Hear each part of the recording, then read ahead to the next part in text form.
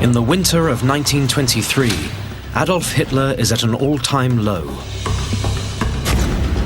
His audacious attempt to seize power in a coup has been an embarrassing failure, and he's going to jail. His Nazi party, seen only as a band of fringe revolutionaries, is on the verge of being shut down. But Hitler has a plan. He's going to take the Nazis into the mainstream of politics. He wanted to become a respectable parliamentarian without being any of those things. Purpose, love of the nation, nationalism, that'll take us through. That will carry the day. And it does. This is the story of how Hitler's reinvention of the Nazi Party and a financial catastrophe opened the door for him to win the hearts and minds of the German nation.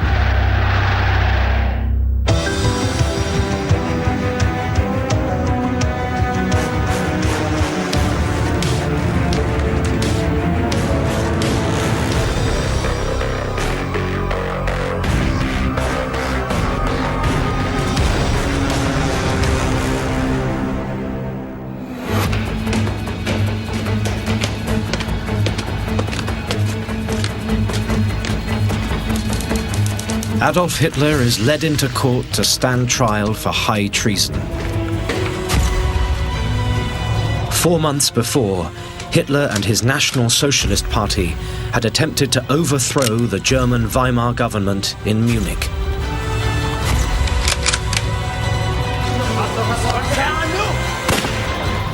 But they had failed. The beer hall putsch is a humiliating setback for the Nazis and a personal blow for Hitler.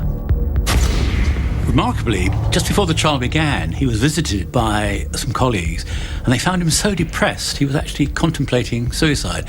Whether that was a bluff, we're not sure, but he told them he felt so low.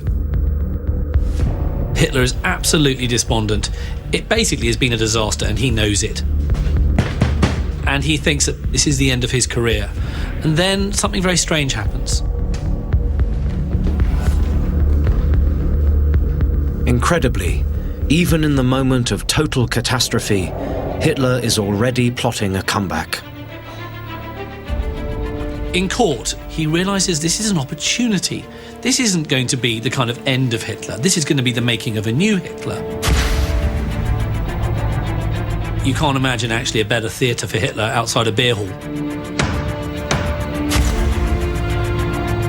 Hitler had been expected to deny his part in the plot. But instead, he openly admits his guilt. I alone bear the responsibility, but I'm not a criminal because of that. If today I stand here as a revolutionary, it is as a revolutionary against the revolution. There is no such thing as high treason against the traitors of 1918. In a series of speeches, he lays out his case. First, he targets the Treaty of Versailles signed at the end of the First World War, which has left Germany financially crippled.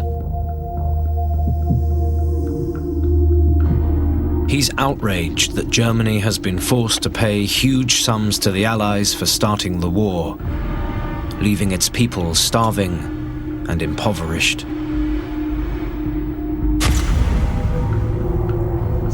For us, it was a filthy crime against the German people. A stab in the back for the German nation. Hitler personified a widespread belief. Hitler was tapping into a very, very strong German national trope.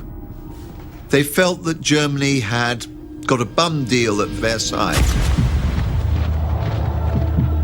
He's disgusted by the seizure of Germany's richest industrial territory, the Ruhr, by the Allies. And he blames the left-wing German politicians who, he says, surrendered pathetically in 1918. His impassioned speeches strike a chord. Instead of being a traitor, he portrays himself as a patriot trying to restore the nation's honor.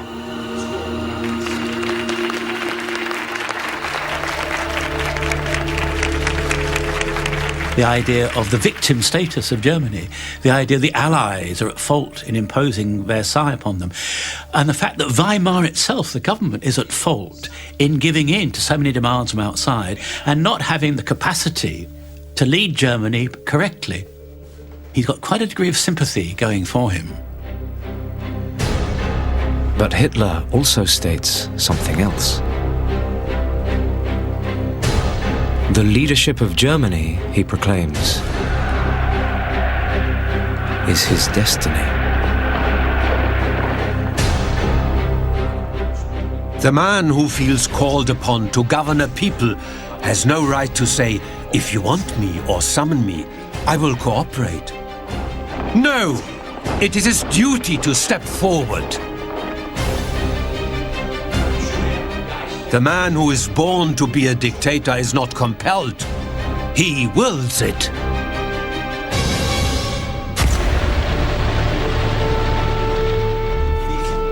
Hitler's performances are so mesmeric, they make news not only across Germany, but around the globe. In Britain, the Daily Express names Hitler Bavaria's uncrowned king, and a tub-thumping patriot who, it suggests, may be heard from again someday. But Hitler still has to convince one person at his trial: the judge. After 4 weeks in court, he reaches his verdict.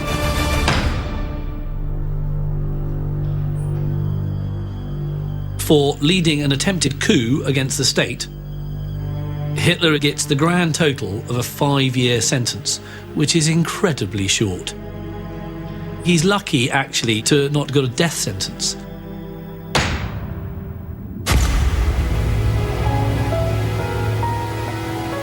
Hitler's interned 40 miles west of Munich in the picturesque town of Landsberg. And he's treated like royalty in exile. With his newfound celebrity status, Hitler uses his prison stay as a PR opportunity, inviting his own photographer to record his incarceration. It's just one of a number of privileges he's given behind bars. Hitler would later make out that his time in Landsberg prison was pretty hellish, but in fact the truth was quite the opposite. He can walk around the gardens as and when he likes. Some of his cronies are allowed to come in and out and visit him. This isn't a prison, this is a kind of nationalist holiday camp. It was very comfortable. He had his own favourite wicker chair. He had windows to look out of. And he actually grew quite porky. He ate quite a lot of meat. He drank quite a lot of alcohol. He has 3-course meals that are brought in. Parties even go on inside his quarters.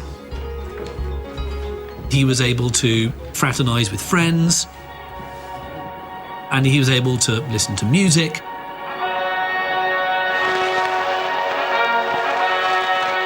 Hitler doesn't just idle away his time, though.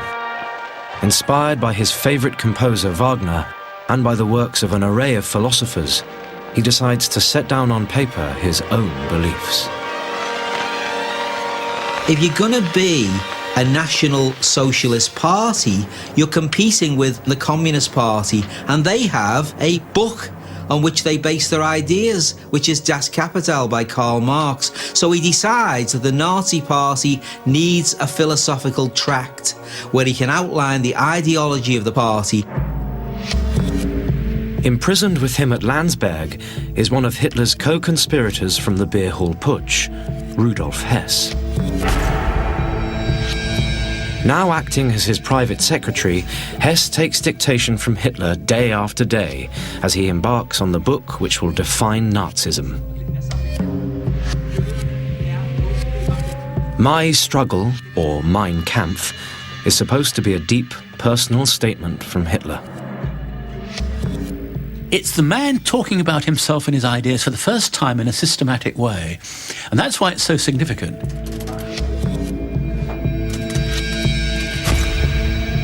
Distorted tales about Hitler's childhood, his early youth in Vienna, and his war experiences are mixed together with political and racial theorizing. But the concepts within it aren't his own. Mein Kampf really is based on a number of ideas that he's heard. It's kind of a melting pot of ideas robbed from philosophy, taken from, the back of a beer mat. Really, it's a kind of mishmash. At its heart is Hitler's belief that the Aryan German people are the natural master race, and that Germany's biggest enemy are the Jews. The personification of the devil, as the symbol of all evil, assumes the living shape of the Jew. Hitler believes that the Jews are a genetically inferior race, and that they're to blame for everything that's wrong with Germany, including the country's capitulation in the First World War and its economic plight. He is and remains the typical parasite, a sponger who, like a noxious bacillus, keeps spreading as soon as a favorable medium invites him. On top of this, he blames them for communism. In Bolshevism, we must see the attempt undertaken by the Jews in the 20th century to achieve world domination. He goes his way, the way of sneaking in among the nations and boring from within, with lies and slander, poison and corruption.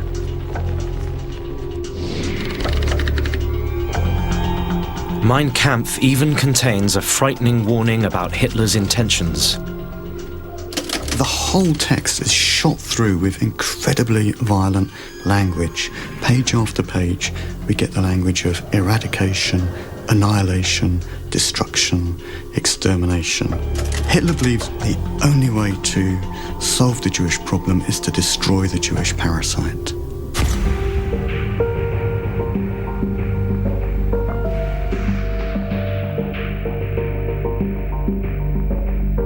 Hitler's next key policy is inspired by a Munich University lecturer in political geography and a former tutor to Rudolf Hess, Dr. Karl Haushofer. During a visit to Landsberg prison, Haushofer introduces Hitler to the concept of Lebensraum, literally living room. Implicit within Lebensraum is this idea of territorial acquisition. Karl Haushofer believes that Germany is overpopulated, and he says that the only way for Germany to break out from its density of population is to get living space, Lebensraum.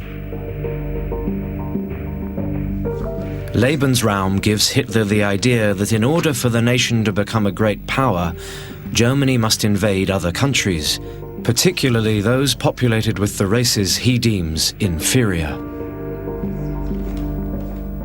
That would imply, wouldn't it, that Germany needed to gain territory from other countries and, of course, take over Poland and the Soviet Union. Now, Hitler's thoughts on the Treaty of Versailles, the destruction of the Jews, communism, German supremacy, and headlong expansion have been crystallized for public consumption. Mein Kampf will serve as the blueprint of the Third Reich and Hitler's dream of a new order. All he has to do is take it to the German people.